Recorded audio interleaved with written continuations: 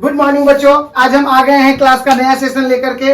इस क्लास में हम देखेंगे दो चर वाले रैखिक समीकरण, जिससे हमारे एग्जाम्स में बच्चों 10 नंबर फिक्स ही आता है इस लेसन से, क्योंकि इससे एक आपका लाइनर ग्राफ खींचने के लिए बोला जाता है और एक क्वेश्चन आपका क्वेश्चनिंग से पूछ दिया जाता है और एक क्वेश्चन आपका समीकरण बनाने के लिए भी कह दिया जाता है। तो कुल मिलाकर के 10 से 13 नंबर का ये क्वेश्चन स्पेशली आता है। इसीलिए प्यारे बच्चों, इसको चलिए देखते हैं और इस लेसन को हम स्टार्ट करते हैं। अभी मजा आएगा ना भिड़ो। तो बच्चों, इस लेसन को हम लोग समझेंगे। जो ये लेसन क्या है, आखिर क्यों इसका नाम दो चर वाले रैखिक समीकरण युग्म पड़ा या फिर liner equation in two variables. देखिए, टू वेरिएबल्स का मतलब क्या है? दो वेरिएबल्स। आप लोगों को बच्चों एक चीज याद होगा, जब मैं पॉलिनोमियल का क्लास दे रहा था तो वहां पे वेरिएबल और कांस्टेंट को मैं समझाया हुआ था, जिसमें क्या होता है वेरिएबल और क्या है कांस्टेंट समझाए हुए थे।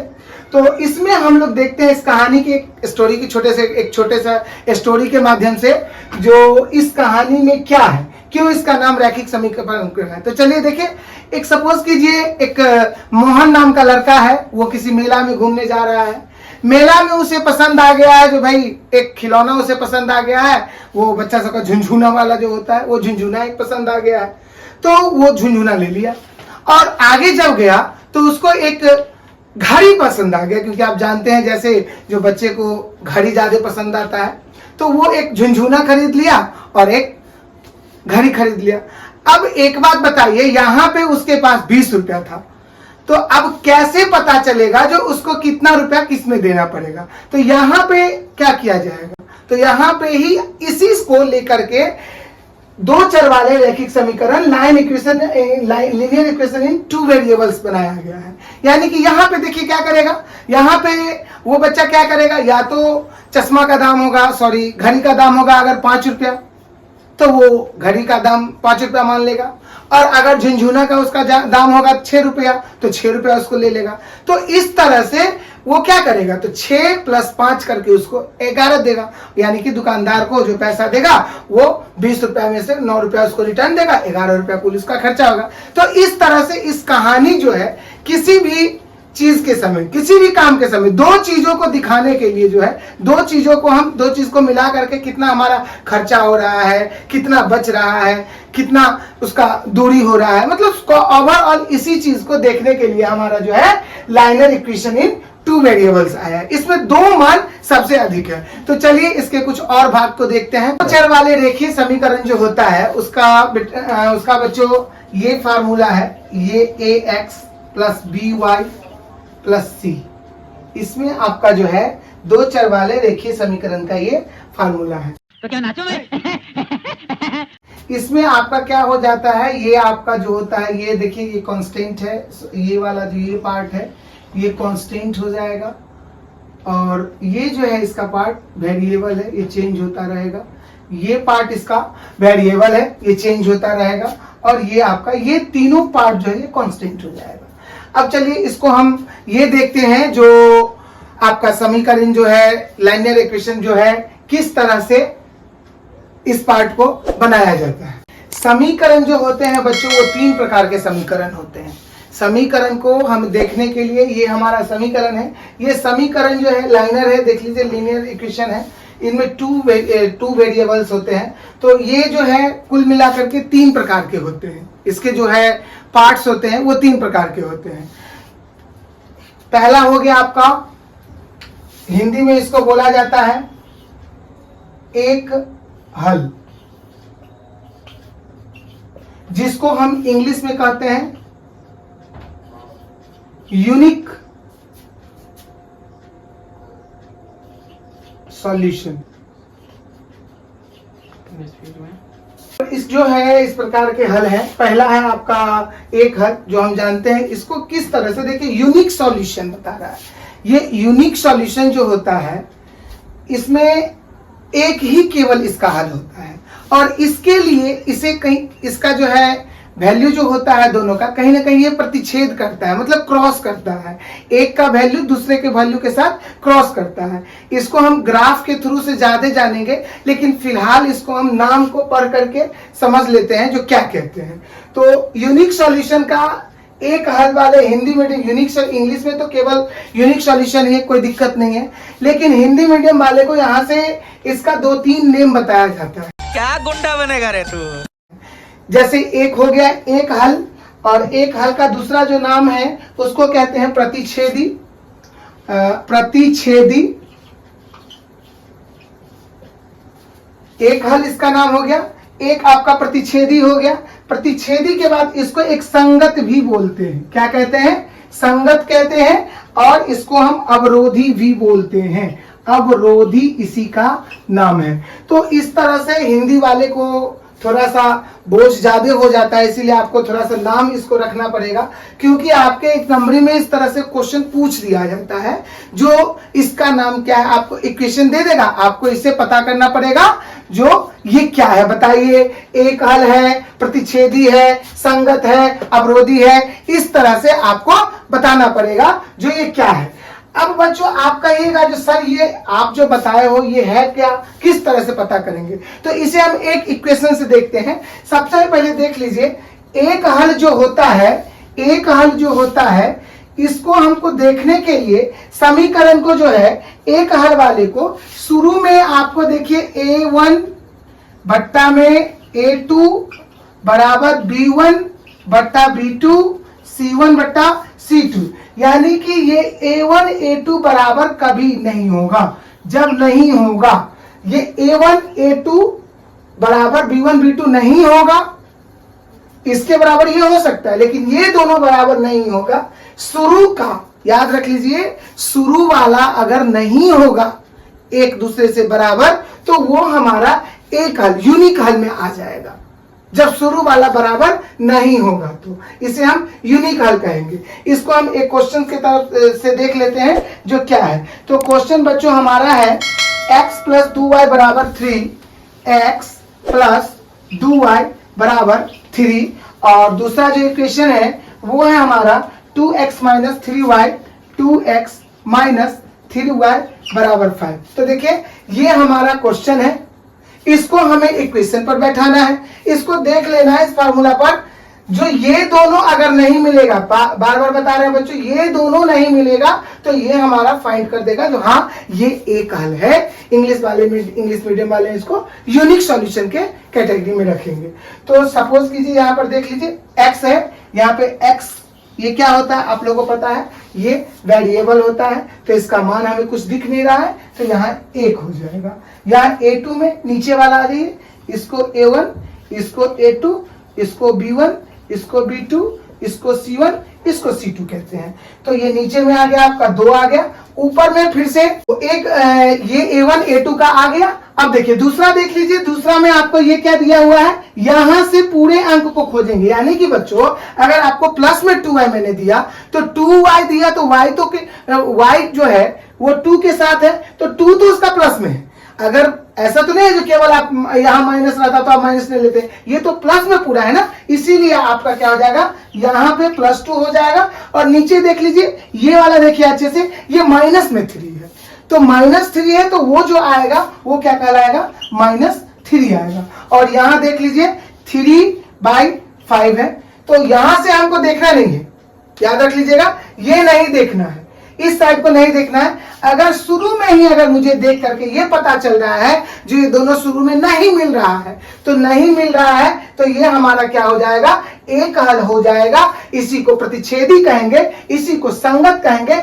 इसी को अवरोधी कहेंगे। इंग्लिश वाले बच्चों इसको यूनिक सॉल्यूशन बोलेंगे। इसका नाम क्या हो जाएगा, यूनिक सॉल्यूशन। आप कहाँ थे ज्ञानी बाबा? तो उम्मीद करते हैं ये यूनिक सॉल्यूशन आप लोगों को क्लियर हुआ होगा। अब आइए हम लोग दूसरा जो है इसका भाग उसको समझते हैं। यानी कि एक हल हमने बताया है, 3 हल होता है इसका। एक होता है एक हल यानी कि यूनिक सॉल्यूशन, दूसरा होता है नो इक्वेशन, नो सॉल्यूशन यानी कि इसका कोई नहीं होता है, और एक यानी कि कोई हल नहीं होता है, और एक होता है अनेक हल यानी कि इन्फिनिटिव होता है, एक से ज्यादा जितना भी हो सकता है वो हो सकता है।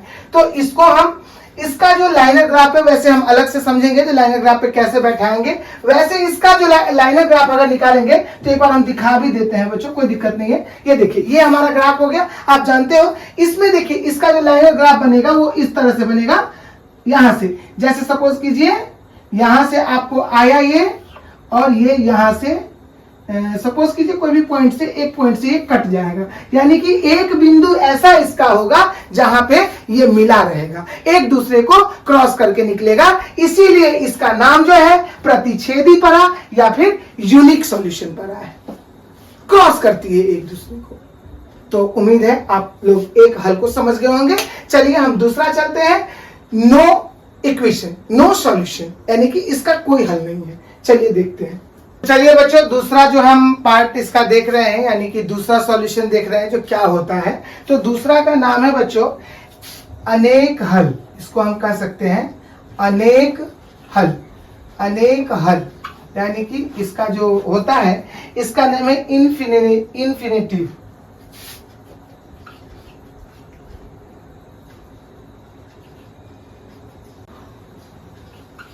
Infinitive solution. तो इन्फिनिटिव सॉल्यूशन, और जैसा कि आप लोगों को फर्स्ट में ही बताया इंग्लिश में तो एक एक नेम दिया गया है, इसमें ज्यादा दिक्कत नहीं होता, लेकिन हिंदी वाले बच्चे को ज्यादा से ज्यादा इसमें 4-4 नेम दिया गया है। तो जब दिया गया है आपके सिलेबस में तो आपको याद करना ही होगा। तो इसका जो है एक हिंदी में नेम है अनेक हल का, संपाती इसको कहते हैं। एक इसको बच्चों हम कहते हैं आश्रित, और एक कहते हैं संगत। तो ये जो है इसका नाम जो है हमारा अनेक हल है, संपाती है, आश्रित है, संगत है, और इंग्लिश में इसको इन्फिनिटिव मतलब अनेक तरह से, एक से ज्यादा इसका आंसर आपका आएगा। तो इसको हम देखिए किस तरह से समझेंगे, जो इसका आंसर क्या आ रहा है नहीं आ रहा है। तो इसको हम इसमें भी देखिए A1 A2 बराबर B1 B2 बराबर C1 C2। इसमें देखिए इसमें टोटल जो है ये टोटल एक दूसरे के बराबर होगा, इसी को हम इन्फिनिटिव सॉल्यूशन कहते हैं। तीनों का तीनों बराबर हो जाएगा, इसका कोई भी संख्या देखिएगा अलग से नहीं आएगा, सेम होगा। जैसे एक क्वेश्चन के थ्रू हम इसको देख लेते हैं। तो इसका जो क्वेश्चन है आपका बच्चों वो 3x minus y equal to 2 and 9x minus 3y equal to 6। तो देखिए ये क्वेश्चन है आपका। चलो भाई देखो अब मैं क्या करता हूँ। तो देख लीजिए यहाँ पे, अब इसको हम यहाँ पे अगर सेट करेंगे तो देख लीजिए इसमें कितना है, x का वैल्यू हो गया 3, तो ऊपर में हमने 3 डाला, नीचे में हमने 9 डाला, फिर इसका आपका -1 आया, इसका आपका -3 आया, इसका आपका 2 आया, इसका आपका 6 आया। देख लो बेटा कितना अच्छे से है।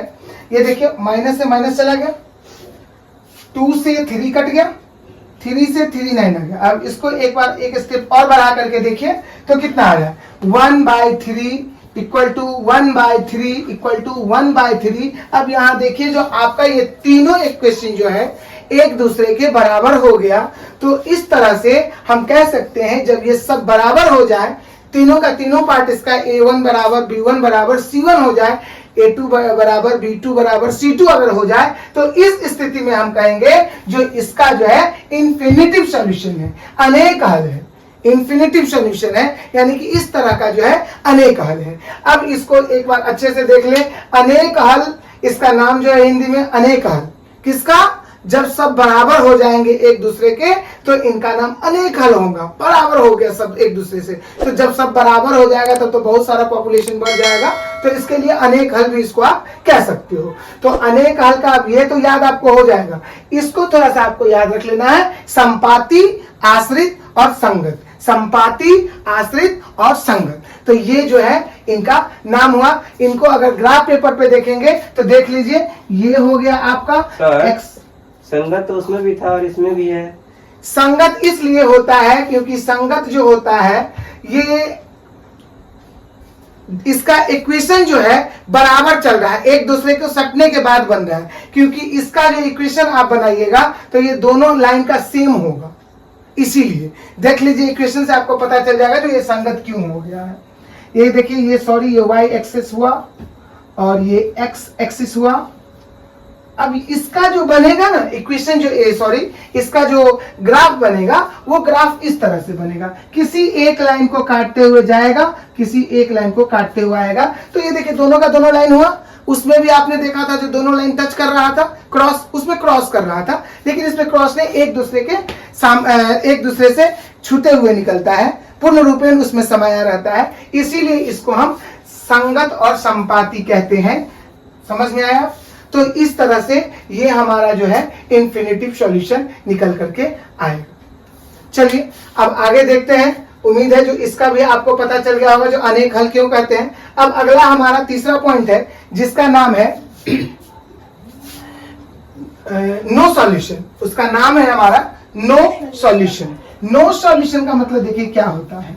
नाम है हमारा बच्चों, उसका नाम है आपका कोई हल नहीं। क्या है इसका नाम? कोई हल नहीं। तो कोई हल नहीं को हम क्या कहते हैं? No solution. क्या कहते हैं? No solution. तो नो सॉल्यूशन को हम कैसे ज्ञात करेंगे ये देख लीजिए। नो सॉल्यूशन को देखने के लिए हमें फिर से वही देखना पड़ेगा। सॉरी बच्चों, पहले यहाँ पे हम नाम लिख देते हैं। नाम यहाँ पर जो है नो सॉल्यूशन का जो हिंदी का नाम है उसका है आपका असंगत है। अगला नाम असंगत है और ये आपका विरोधी है और ये जो है और समानांतर है। ये जो है आपका कोई हल नहीं है। नो सॉल्यूशन, असंगत, विरोधी होगा और ये जो होगा हमारा समानांतर होगा। तो कोई हल नहीं है तभी ही देख लीजिए ये विरोध किसी का करेगा ही, विरोधी है। ये असंगत है, संगत तो हो गया नहीं। जब भी देखिए नहीं वाला में जो है मेनली ये दोनों जो है निगेटिव वर्ड ही आएगा। दोनों निगेटिव वर्ड है जिसमें नहीं का मान आ रहा है। तो इससे भी आप याद रख सकते हैं, वरना नो तो है। और ये यहाँ पर याद रख लीजिएगा ये समानांतर है। इसका लाइन जो होता है एक दूसरे के बराबर में होता है। समानांतर मतलब क्या हो गया? जैसे आप ये लाइन खींचे तो इसके नीचे एक लाइन खींच दीजिए, एक लाइन ये खींचे इसके नीचे। तो इसका जो ग्राफ जो बनेगा, इसका जो ग्राफ पेपर पर जाएगा वो इस तरह से बनेगा, एक दूसरे के समानांतर होगा। एक लाइन जिस तरह से होगा उसी के समानांतर में दूसरा भी लाइन होगा। तो चलिए इसको कैसे आप पता कीजिएगा जो ये कोई हल नहीं है, नो सॉल्यूशन है। तो इसको भी अप्लाई करने के लिए आपको वही ट्रिक अपनाना पड़ेगा। A1 बट्टा A2 बराबर B1 बट्टा B2 बराबर C1 बट्टा C2। अब यहां पर देखिए आपका एक क्वेश्चन के थ्रू देख लेते हैं। क्वेश्चन जो हमारा है, एक क्वेश्चन है आपका 2x माइनस 3y। जो यहां पर जो है आपका जैसे no equation, sorry unique equation में आपने क्या पढ़ा था? यूनिक सॉल्यूशन में आपने पढ़ा था जो यूनिक सॉल्यूशन में शुरू वाला को नहीं मिलने दिया जा रहा था और इन्फिनिटी वाला में देख रहे थे सब मिल जा रहा था। उसी प्रकार इसमें आपको शुरू वाला तो मिल जाएगा लेकिन लास्ट वाला नहीं मिलेगा। बस यही याद रखना है। नो इक्वेशन मतलब बाद वाला नहीं मिलेगा, यूनिक इक्वेशन मतलब शुरू वाला नहीं मिलेगा और इन्फिनिटिव इक्वेशन मतलब सॉल्यूशन मतलब टोटल मिल जाएगा। तो चलिए इसको देखिए कैसे हम सेट करते हैं। तो 2 है, 2 रख दिए, ये यहाँ पे -4 दिया मैंने, -3 दिया, +6 दे दिया, यहाँ पे 5 दे दिया, ये 3 दे दिया। अब यहाँ पर देख लीजिए ये 2 से 2 कट जाएगा, 3 से 3 कट जाएगा। तो ये जो फाइनल इक्वेशन मेरा बनेगा वो हो जाएगा 1 - 2 = 5/3। कुछ बच्चों को प्रॉब्लम होगा जो सर यहाँ पे ऊपर में माइनस था आपने नीचे में क्यों दे दिया? तो बच्चों इससे कोई दिक्कत नहीं होता है। यहाँ देख लीजिए माइनस ऊपर में है, नीचे में 1 मल्टीप्लाई होगा तो ये माइनस ऊपर दीजिए या नीचे दीजिए, इससे कोई कंफ्यूजन नहीं होता है। इसलिए इस पर इतना ध्यान नहीं देना है जो ऊपर वाला नीचे में क्यों हो गया। अगर मैं -1/2 बोलूं या 2/-3 बोलूं तो दोनों तो माइनस में ही है, इसीलिए इससे कंफ्यूजन नहीं करना है जो कौन हो गया। तो अब देखिए ये दोनों बराबर हो गया और ये यहाँ पे बराबर नहीं हो गया। तो इस तरह से ये हमारा फुलफिल किया जो ये कोई हल नहीं होगा। अब देख लीजिए इसको ग्राफ पेपर पे अगर आप समझना चाहते हैं तो कैसे बनेगा। ये देखिए ये मेरा ग्राफ पेपर है, ये हमारा y एक्सिस हो गया, ये x एक्सिस हो गया। अब इसमें देख लीजिए इसका जो ग्राफ बनेगा वो इस तरह से कुछ बनेगा, ऐसे ग्राफ बनेगा और ये, तो ये इस तरह से इसका ग्राफ बनेगा जिसको हम समानांतर कहते हैं, एक दूसरे के समानांतर बनेगा। इस तरह से हमारा ये समीकरण का, लीनियर इक्वेशन का जो नाम सब है, कितने टाइप के लीनियर इक्वेशन थे वो हमारा फाइनल हो गया। तो लीनियर इक्वेशन टोटल 3 टाइप के थे, एक था नो सॉल्यूशन, एक था इंफिनिटिव सॉल्यूशन और एक हमारा था यूनिक सॉल्यूशन। तो इसको मैंने फाइनल किया। चलिए अब हम चलते हैं और देखते हैं जो इसके प्रकार क्या है, क्योंकि आज हम थोड़ा सा पहले इसको हम रूल सबको समझा रहे हैं, इसीलिए इसको हम समझ गए। अब इसके अगला हम देखेंगे जो इसको क्या तरीके से बनाया जा सकता है। कंट्रोल। तो बच्चों अभी हमने समीकरण के बारे में पूरा रूप पढ़ा, जो किसको क्या कहते हैं, कब नो सॉल्यूशन होगा, कब इंफिनिटिव सॉल्यूशन होगा और कब जाकर के आपका यूनिक सॉल्यूशन होगा। अब आइए हम इसको ग्राफ पर बना करके देखते हैं, क्योंकि आपके एग्जाम्स में ये 5 नंबर कहीं जाते नहीं। याद रखिएगा बच्चों, आपको अपने एग्जाम में 4 क्वेश्चन 5 नंबर वाला बनाना है, जिस 8 आता है आपको बनाने के लिए, जिसमें से 4 बनाना होता है और उसमें से एक ये 5 नंबर का क्वेश्चन आता ही आता है, 100% आता है। और ये कोई भारी नहीं है, आप सीख सकते हो।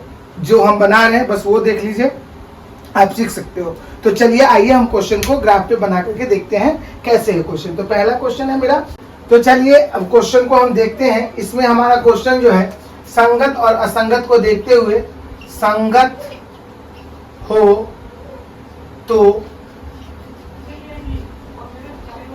ग्राफ पर बनाएं और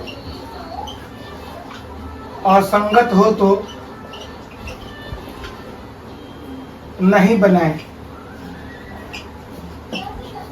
तो चलिए देखते हैं। एक क्वेश्चन है मेरे पास, 2 क्वेश्चन है। उस क्वेश्चन में जो संगत होंगे हम उसको बनाएंगे, जो संगत नहीं होंगे उसको नहीं बनाएंगे। तो मेरे पास 2 क्वेश्चन है। एक है x + y = 5, x + y = 5, 2x + 2y = 10, 2x + 2y = 10। ये पहला क्वेश्चन हुआ। और ये दूसरा क्वेश्चन दिया गया है आपका। तो ये क्वेश्चन, इसमें हम देखेंगे जो संगत होंगे और असंगत होंगे उसको देख करके आपको बताना है। अगर संगत हुआ तो आपको ग्राफ के पेपर पर बनाना है और अगर असंगत हो गया तो आपको नहीं बनाना है। तो देखिए पहला क्वेश्चन मेरा क्या निकल रहा है वो देख लीजिए। आपका इक्वेशन देखिए, a1 = a1 वाला होता है, तो 1/2 बराबर में 1/2 = 5/10, यानी कि इसको काट देंगे तो 2 हो जाएगा, यानी कि इसका जो फाइनल निकलेगा इसका ये आपका आएगा 1/2 बराबर 1/2 1/2। अब देख लीजिए ये तीनों का तीनों बराबर हो रहा है, तीनों बराबर हो रहा है। अब आप इसमें याद कीजिए, जिसमें तीनों बराबर हो रहा है उसमें मैं आपको क्या याद करवाया था, उसमें मैंने आपको बताया हुआ था जो तीनों बराबर होगा उसको कहेंगे अनेक हल। इसका जो हल होगा वो अनेक हल होगा, इसका जो हल होगा इसको अनेक हल होगा, इसको हम इन्फिनिटिव सॉल्यूशन कहते हैं। अब इन्फिनिटिव सॉल्यूशन का 4 नाम हम पढ़ाए थे। एक तो अनेक हल होता है, एक संपाती होता है और एक संगत होता है और एक आश्रित होता है। यानी कि इसका नाम है, इसका जो नाम है वो है संपाती, आश्रित, अनेक हल और संगत। तो बताइए इसका नाम संगत हुआ, संगत वाले का ग्राफ खींचना है तो इसको हम जो है ग्राफ पेपर पे लेकर के जाएंगे, क्योंकि हमारा क्वेश्चन बोला है संगत असंगत में से अगर संगत हो तो ग्राफ पेपर पर खींचिए और अगर असंगत हो तो ग्राफ पेपर पे नहीं खींचेंगे। तो हम इस क्वेश्चन को ग्राफ के पर बना करके आपको हम दिखाएंगे। आप देखिए जो किस तरह से ग्राफ पे बनता है। अब इसका भी एक बार हम चेक करके देख लेते हैं, जो क्या ये भी बनेगा, एक बार देख लेते हैं। तो देखिए यहाँ पे भी आ जाएगा 1/3 बराबर -1/-3 बराबर 8/16। तो यहाँ पे अगर आपका कट जाएगा 2 आएगा, ये कट गया, तो इसका जो फाइनल इक्वेशन आपका आया वो 1/3 बराबर 1/3 बराबर 1/2 आ रहा है। तो इसमें देख लीजिए ये दोनों शुरू का मिल गया। तो जब दोनों शुरू वाला अगर 2 मिलता है तो आप लोगों को याद होगा, अगर शुरू वाला मिल जाता है तो इसको क्या कहते हैं, तो जब शुरू वाला का मिलता है तो उसको कहते हैं नो सॉल्यूशन। नो सॉल्यूशन मतलब इसका कोई सॉल्यूशन नहीं है। तो जब इसका नहीं कोई सॉल्यूशन है तो इसे हम क्या कहेंगे, इसको देख लीजिए, इसका नाम हुआ कोई हल नहीं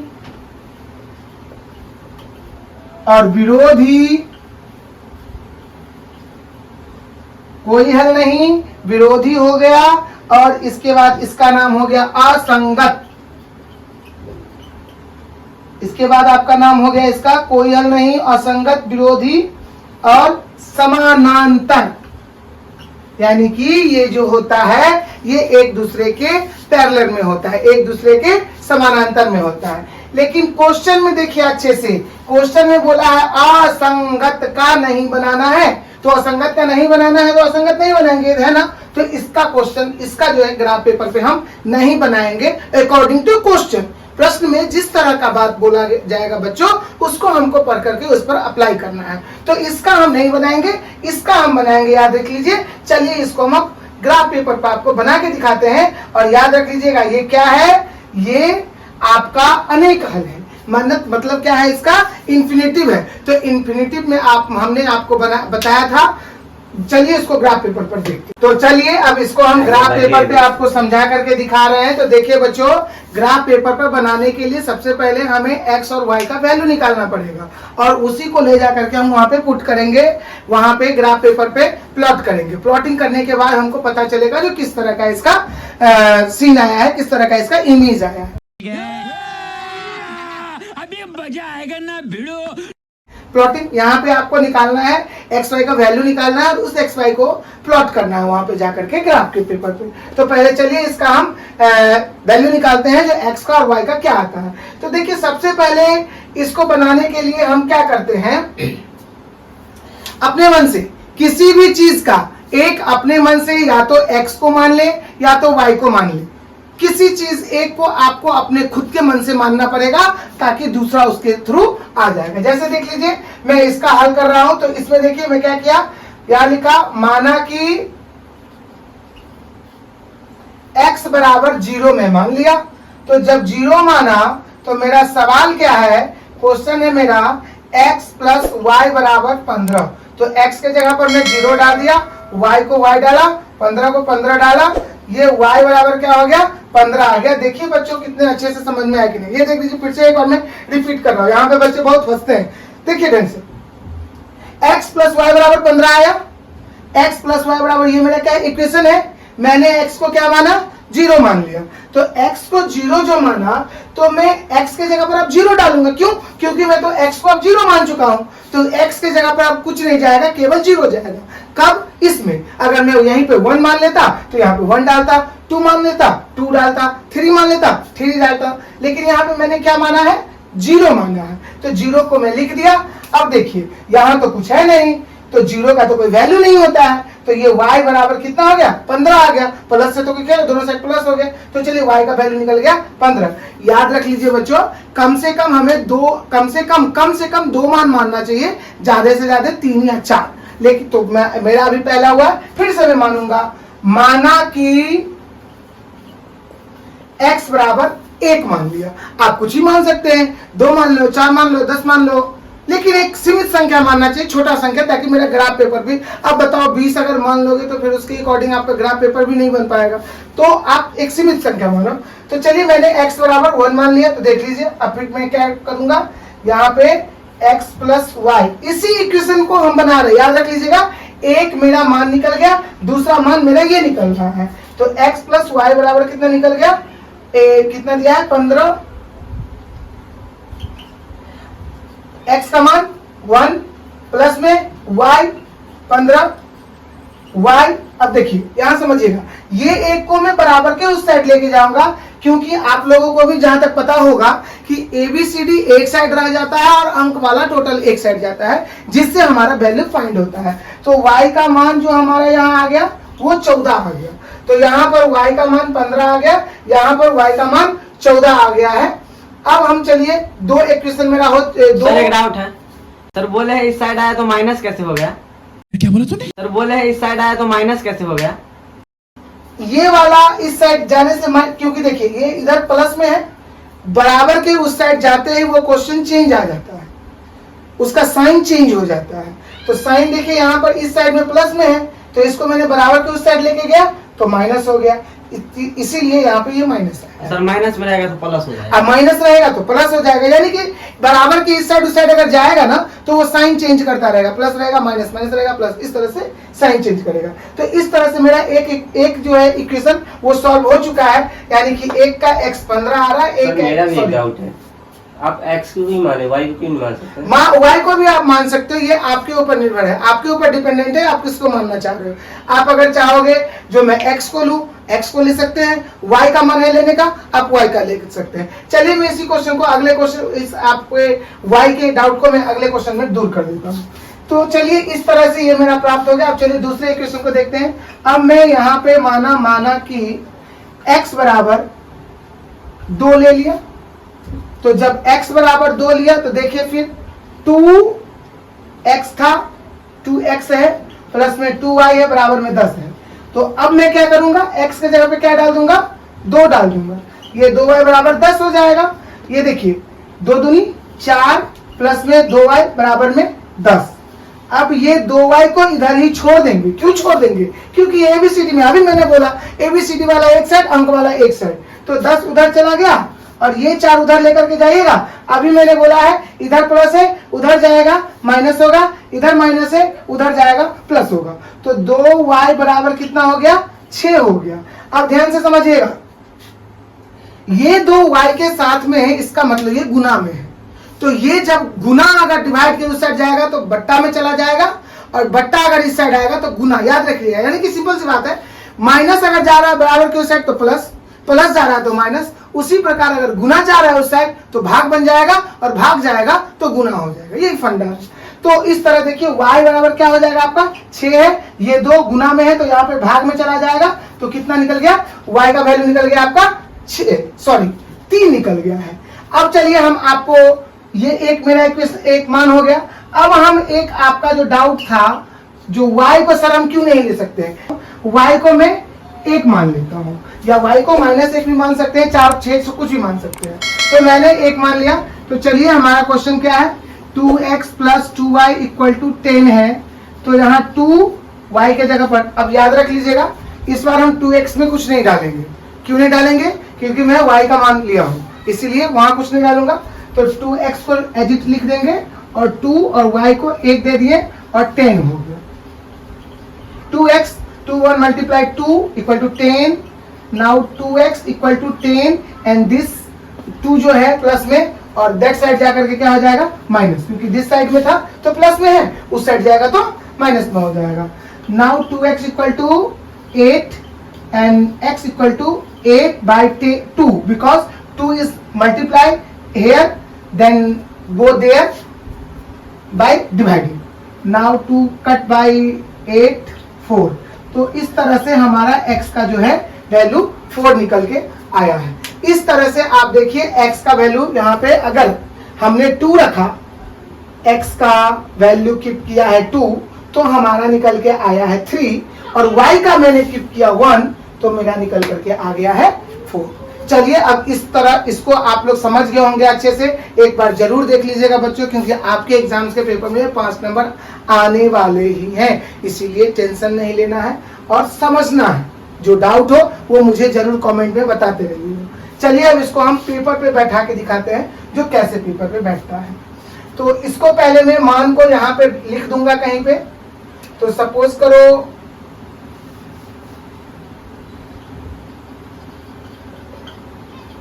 ये हमारा जो है डब्बा है,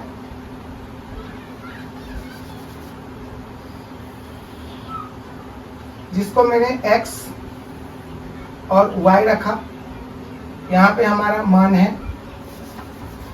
तो इसमें जो है हम 0 रखे थे तो कितना मान आया था? 15 आया हुआ था। और फिर मैं x का मान दूसरा क्या लिया था? 1 लिया था, तो हमारा कितना आया था?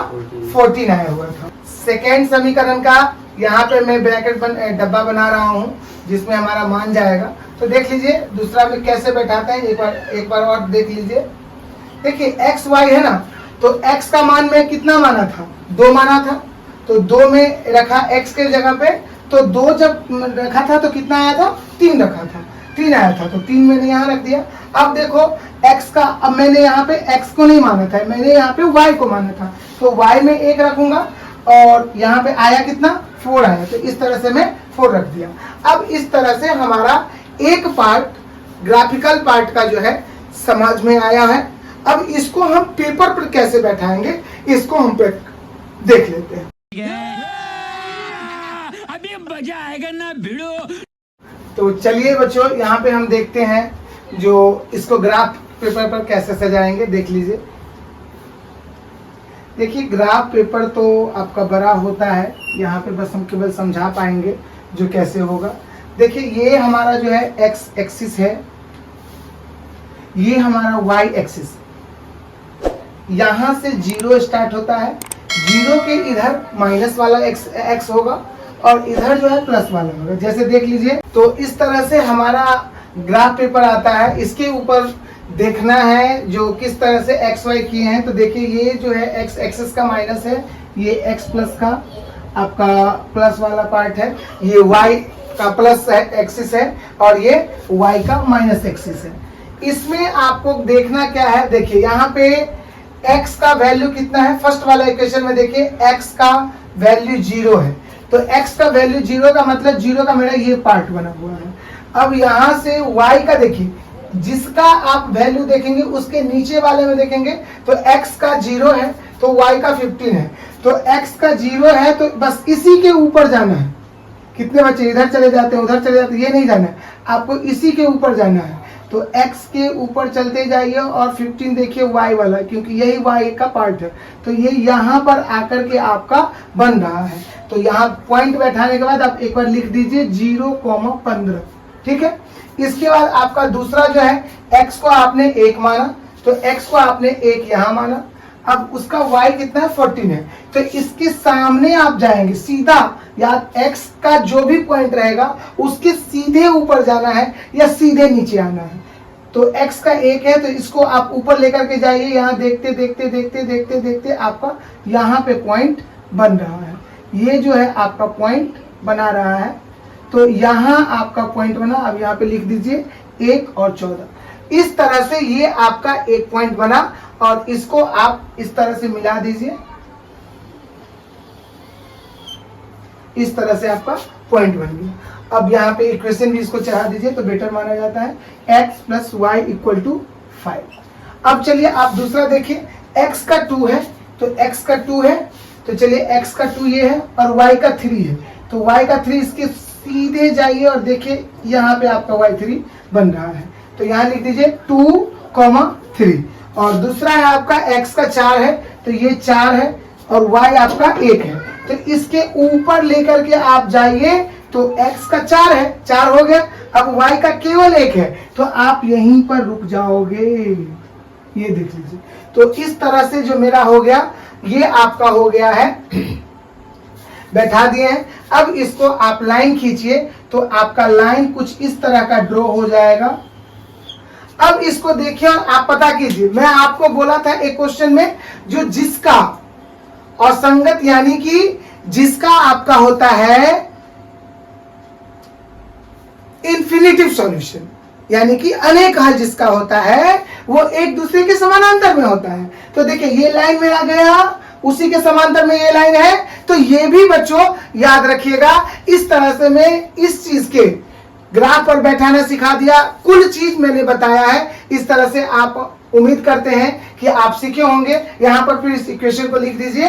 तो इसका इक्वेशन है 2x plus y equal to 10। तो इस तरह से हमारा ये ग्राफ के पेपर पर बन गया है। फिर से मैं बच्चों बता रहा हूं, ये जो आपका स्पेशली बिहार बोर्ड में ये 5 नंबर के क्वेश्चन में रेगुलर ईयर पर ईयर पूछा जा रहा है और पूछा जाएगा। तो यहां से आप अगर इस चीज को आप एक बार देख लें तो ये 5 नंबर आपके पास आ सकता है, कहीं नहीं जाएगा। और इस तरह से ये मेरा ग्राफ को समझाने का काम खत्म हुआ। इसके बाद जो बच्चों हम पढ़ेंगे, इसके बाद जो हम बच्चों पढ़ेंगे उसको हम समीकरण को देखेंगे, जो समीकरण को कितने तरीका से बनाया जाता है। तो धन्यवाद आज के लिए। ये हमने बनाया, आपको ग्राफ तक सिखाया, ग्राफ को पेपर पर बनाना सिखा दिया, आपको समीकरण की पूरी जानकारी दे दिया, किसको क्या कहते हैं क्या नहीं कहते हैं। बस आपको थोड़ा सा याद रख लेना है इसको, जो आप इसको बना पाए। धन्यवाद।